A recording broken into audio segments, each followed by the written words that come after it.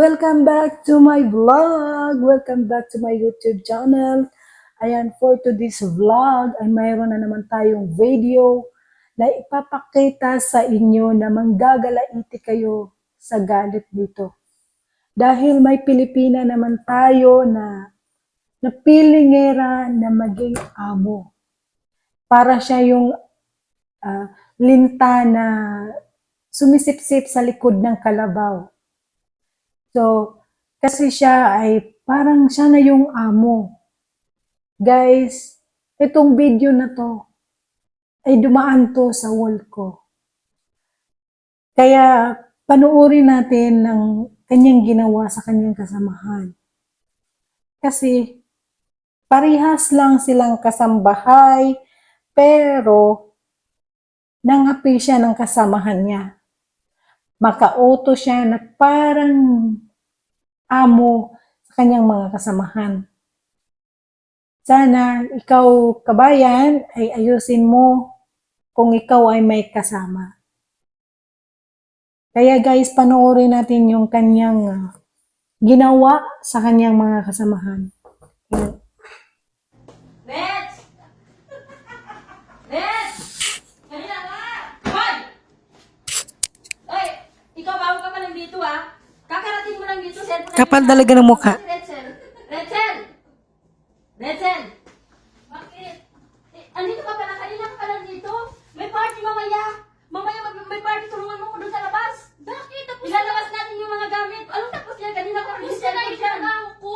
Hindi pa nga tapos yung trabaho. Tulungan mo ako doon sa labas. Hindi magtulungan na lang tayo. Ano ba ginagawa natin sa driver natin dito? Bawat isa sa atin may trabaho. May trabaho nga, tulungan niyo ako dahil ako yung pagagalitan ako ni Amo doon. Dali na kayo dito, halika. Tulungan mo ako dito. Kapal talaga ng mukha. Pare-parehas din tayo dito. Ako ang naaatasan dito sa bahay, pagagalitan ako ni Amo. Wow! Tawagan pa niya si amo. Tawagan mo! Yes, wala kang pakialamate. Iiyak ka tapos ganyan. Hala. Wow! Wow! Pinapagalitan kayo. Wala naman. Saan si ano, ay? Halika dito. Ay. Kunin mo dahil binibili doon.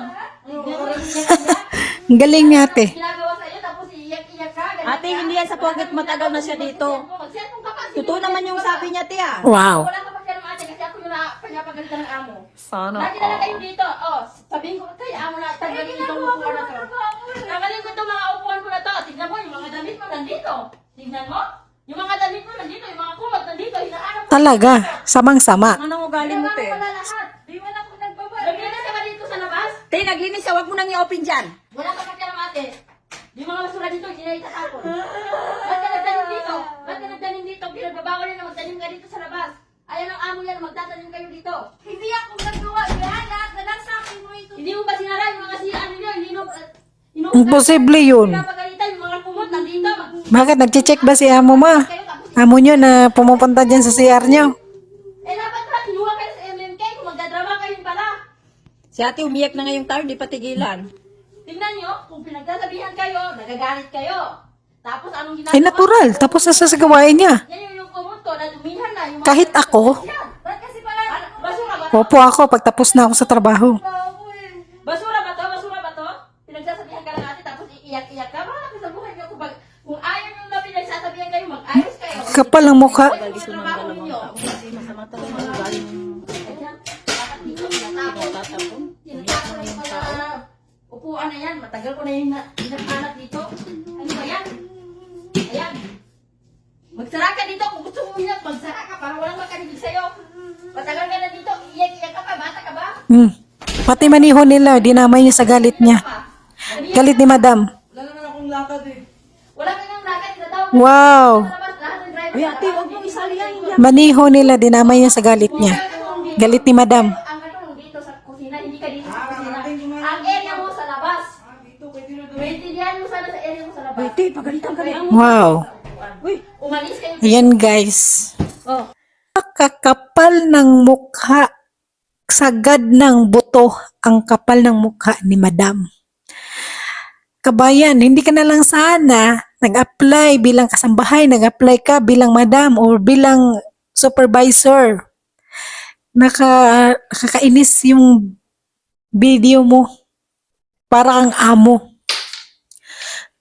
kahit ako, kung tapos na ako sa binigay ni amo na trabaho ko, bakit naman trabaho mo? Kasi ginawa nga ni amo na kanya-kanya kayong trabaho, gumawa si amo ng maraming katulong para kanya-kanya kayo ng trabaho.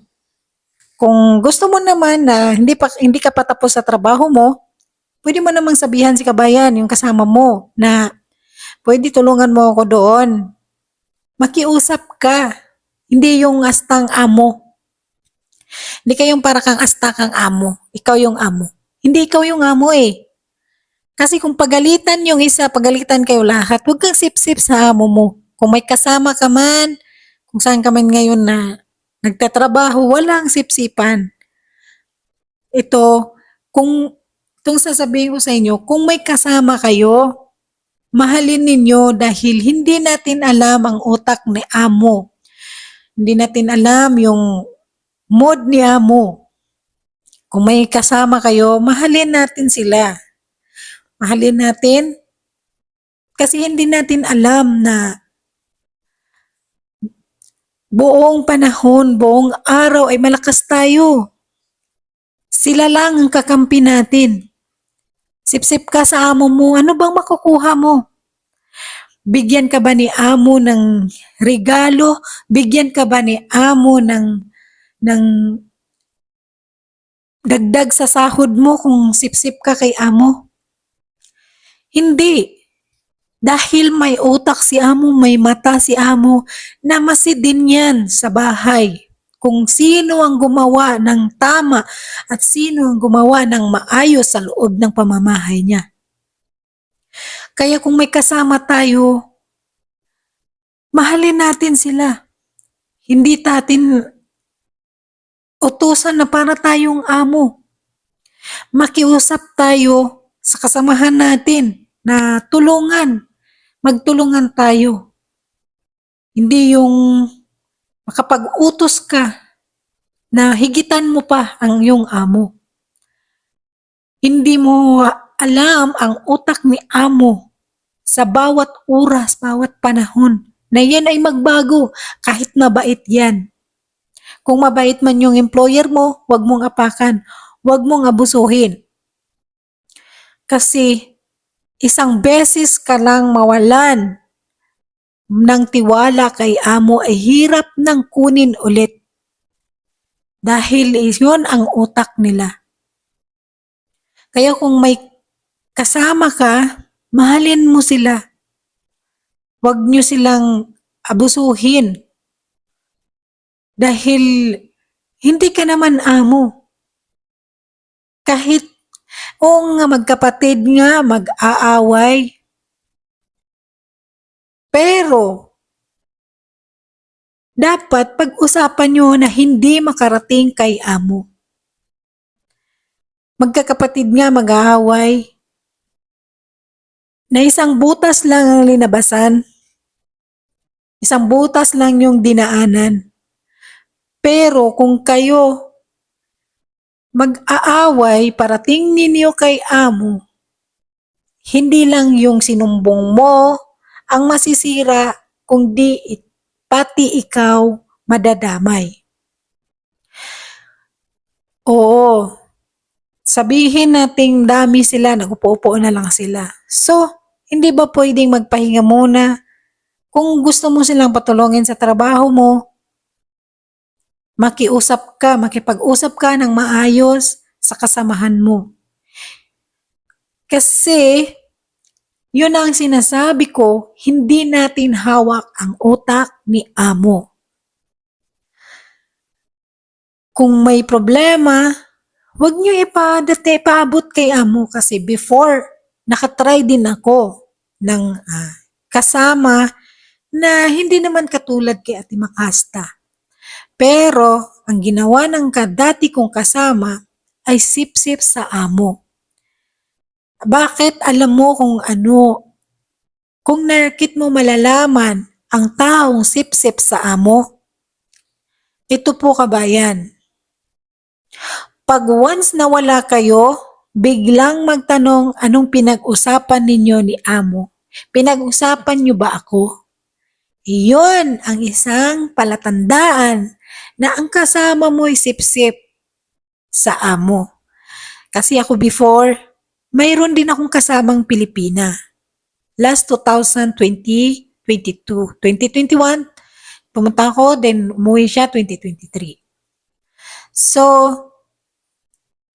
siya naman ay Pilipina. Sinisiraan niya ako palagi sa aking amo. Pero ako naman is mataas yung pasensya ko. Hindi ko na lang pinansin. Pero minsan nasasaktan din ako. Kaya nung umuwi siya sa Pilipinas, wala na kaming problema ng aking amo. Hindi na kami palaging nag-aaway. Hindi na kami palaging Kasi yung sinasabi niya, pag nandyan ako sa kasama niya, sinisiraan niya yung amo ko sa akin. Sabihin niya na, bakit ka ganito ganyan sa amo mo? Huwag mo masyadong pansinin ang amo mo. Pag ako pala wala, ay sinisiraan niya ako doon sa nanay ng amo ko. Yung amo namin, yung nanay nila, ay hindi makatago ng sekreto. Sasabi talaga agad kung ano yung sinumbong ng katulong. So kung ganun wag ninyong ganun, wag kayong ganun.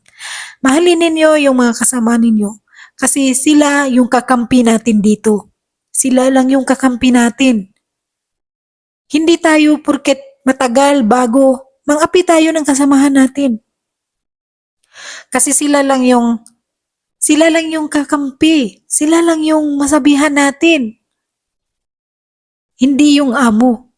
Kasi si amo, kumuha lang yan ng katulong para maglinis sa bahay niya. Hindi yung sumbong ka dito, sumbong ka. Kaya, huwag tayong sumbong ng sumbong sa ating mga employer. Kasi, hindi lang siya yung mapagalitan, madadamay ka rin.